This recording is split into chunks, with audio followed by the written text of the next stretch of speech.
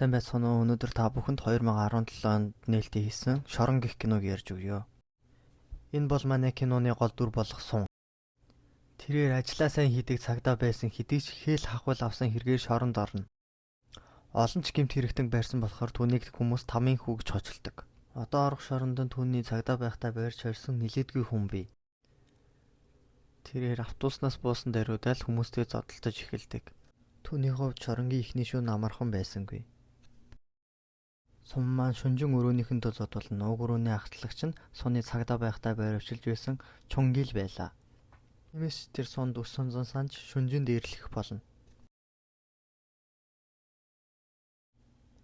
Чунгил Суны дээрээс шээж доромжилж байхад Сун амандаа авах байсан алчуурыг тайлснаар түүний чихнээс нь хазаж барьцаалж авдаг. Сун Шоронгийн даргатай уулзаж адилхан цагдаа хүн бай надад илүү сайхан хандахыг хүссэн ч илүү дор нөхцөл байдалд орон дахиад л зодуулах болно.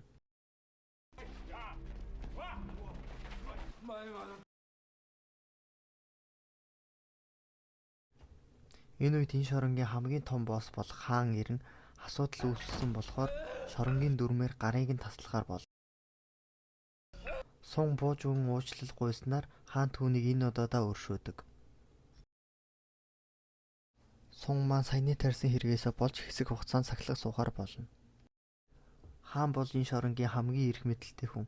Түүнтэй холбоогүй хоригдэл харгалзагч гэж нэгийнх нь ч үгүй. Тэр шорон дугаасан мөнгөөрөө Шоронгийн дарга болон харгалзагч нарыг аргалдаг байв. Сун хэсэг хугацаанд сахилах сууж гарч ирэхэд түүний шүтэн биширдэг нэгэн дүүтэй болдог. Гэвч нөгөө л Чангил гарч ирэн түүнийг өдөж дахин зодтолтож эхэлнэ. Чангилийн хүмүүс олуулаа байсан болохоор манай Сун дахиад зодуулна. 야, 그 건달이란 놈이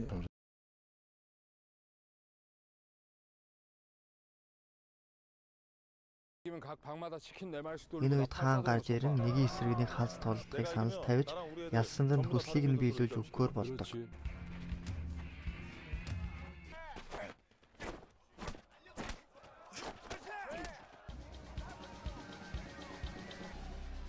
Улаан чан манд тулалдсны эцэст манай гол дүр болох Сун ялснаар өөр өрөөнд шилжиж орох мөн галтайгоонд ажилчнаар ажиллах хэрэгтэй болно.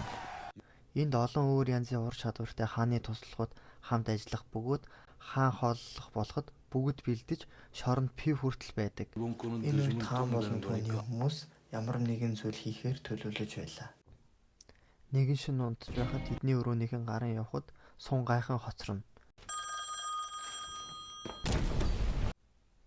Уг өрөөнөөс гарсан хоригдлууд гадагш гарч дээрэм хийж байлаа. Энэ Шоронгийн нэг онцлог нь хааны хүмүүс гадагш гарan дээрэм хийгээд эргэн орж ирдэг. Ингэснээр хинч гадарлахгүй бөгөөд мөнгө угаахад хамгийн тохиромжтой газар байсан. Гарч даалгавар биелүүлж буй хориглуудын нэг нь зогтож шоронгоор дүүрэн асуудал болдог. 그걸 왜 이제 얘기해? 당장 잡아들여. 무슨 수를 써서라도. 무슨 일이야? 교정국장님이 순시 오셨다는데요. 그것도 Энэ асуудалтай зэрэгцэн шоронд том дарга ирэн шалгалт хийнэ. Тэр бүхэл газрыг шалгаж явахдаа хаантай таардаг. Дарга гинэт хааныг өмнө нь харж байснаа хэлэн үлгэр жишээ хоригдл гэдгийг шоглон доромжлно. 7126번 정익호 맞지? 네가 모범수야? 1급? 응? 야 이거 맞아? 널 좀 쉬어 이 새끼야. 그만하시지요. Хааныг зэвцэн байгааг харсан дарга уурлан борооход гэхэд хаан барьж аван эсэргүүцдэг.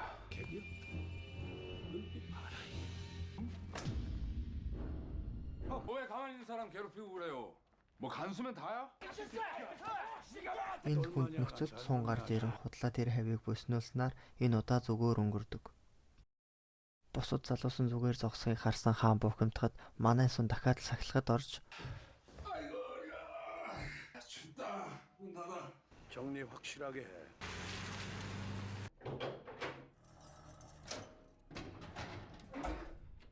너 뭐 좋아하냐? 별로 내가 입이 хаан Суныг дуудан уулзан өөрийнх нь төлөө хийсэн зүйлд баярлаад хүссэн зүйлээр нь дайлахыг хүсдэг. 야, 새끼 이거 다시 집어넣어. 방어 싶다고 하니. Суны хүссэн хоолыг идүүлэхийн тулд шоронгоос гадагш гарч эрен тэд хооллоно. Хаан түүнээс сая яах гэж тэгсэн юм надад сайн харагдах гэж юу гэж асуухад зүгээр л давчтмаар байсан гэхэд хаан түүний байгаа байдал үнэнч зандаа нэтгэн өөрийн доор ажиллуулахаар болдог. Маргааш нь гэхэд тэрээр ажилдаа орон өмнөх даалгаврын үеэр зугтсан хоригдлыг байран авчирч хааны итгэлийг улам ихээр олж авдаг.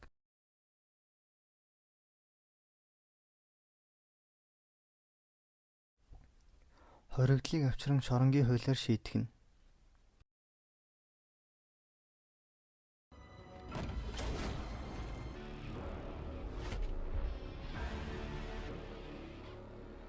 Энэ өдрөөс эхлэн Сун хааны баруун гар болсон байлаа.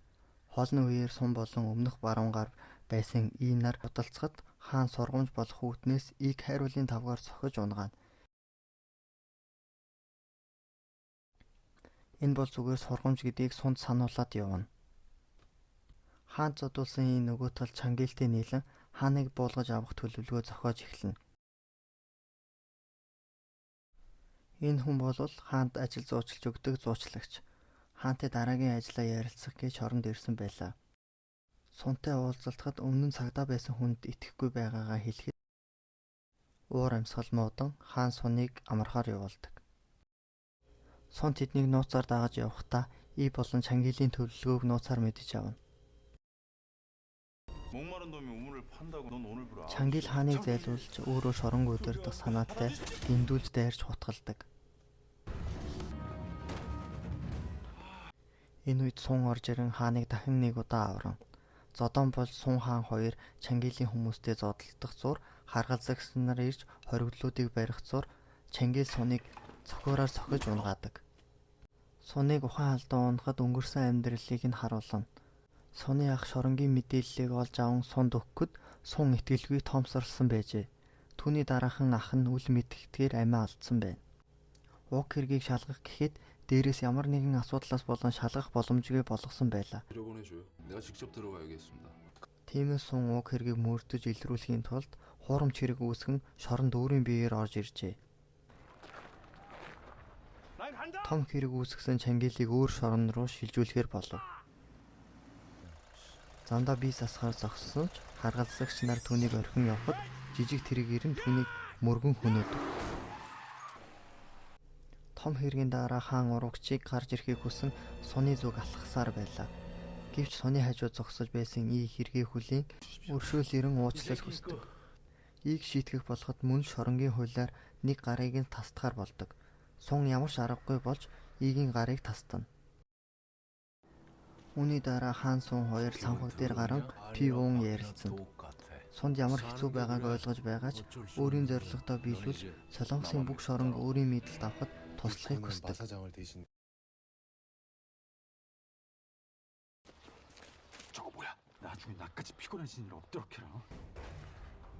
Маргааш нь Сун харгалзагчтай хуйлдан цагдаагийн даргатай уулзаж шоронгийн бүх мэдээллийг өгч чаддаг.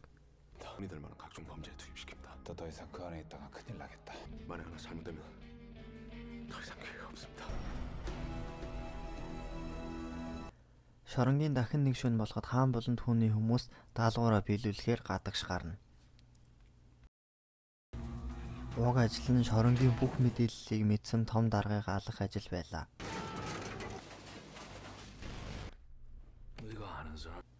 Даалгавраа биелүүлээд буцах замдаа хаан Сунаас цагдаагийн ахлагчийг мэддэг үгүйг асууна. Хаан ахлагчийг хөнөөхөөр сүрдүүлэхэд Сун ямар ч аргагүй болон үнэнгээ өчтдөг. Сун хааныг хөнөөхөөр дайрахад хааны хүмүүс түүнийг байран авч зодно.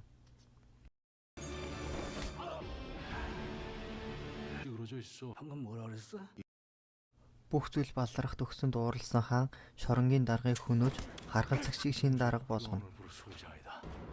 Суныг шоронгийн даргыг хөнөөгөө дараа нь өөрийнхөө амийг хөнөөсөн болгохыг хүмүүстэй тушаана.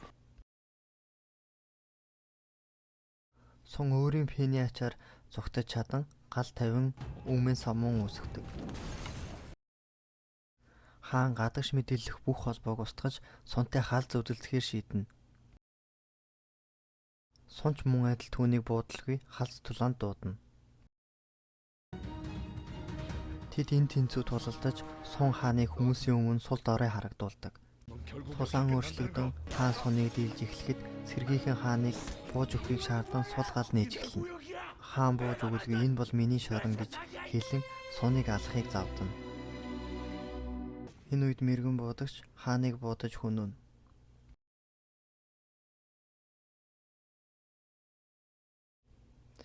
Энэ хүрээд бүх зүйл дуусаж хааны хийсэн бүх хэрэг илчлэгдсэн ч сун өөрийн хийсэн гэмт үйлдэлээс болон хэсэг хугацаанд шоронд үлдэхээр болдог.